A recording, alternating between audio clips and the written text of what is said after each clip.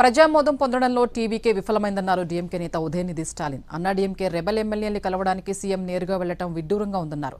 CM కన్నా ముందు sofa సెట్లు వెళుతున్నాయని, ఆ తర్వాత సీఎం పోలో బొకేలతో వెళుతున్నారని విమర్శించారు. என்டிஏ கூட்டணியில் இருக்கக்கூடிய பெரிய கட்சியான அதிமுக இன்னைக்கு கிட்டத்தட்ட ரெண்டா பிளவுபட்டிருக்கு. பிளவுபட்ட ஒரு குரூப் உங்களுக்கு ஆதரவு தெரிவிச்சிருக்கிறாங்க. அடுத்து நடந்த இன்சிடென்ட் தான் மிகப்பெரிய ஒரு ட்விஸ்ட்.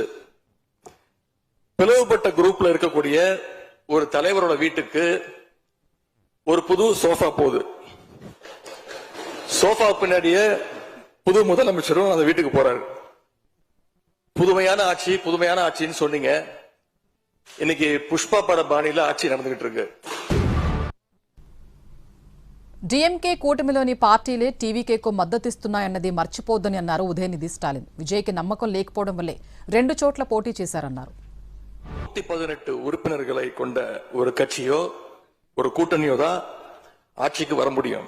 இப்ப நம்பிக்கை கோருகின்ற இந்த கட்சிக்கு, உங்க கட்சிக்கு அந்த நம்பர்ஸ் இருக்கான்னு கேட்டா இல்ல. 108 இடங்கள் தான் இருக்கு. அதுவும் அந்த கட்சியினுடைய தலைவர் மாண்புமிகு முதலமைச்சர் அவர்கள் தன்னுடைய வெற்றி குறித்த நம்பிக்கை இல்லாத காரணத்தினால 2 இடங்கள்ல போட்டி போட்டு அதுல ஒரு இடத்தை இன்னைக்கு ராஜினாமாவும் செஞ்சிருக்கிறார்.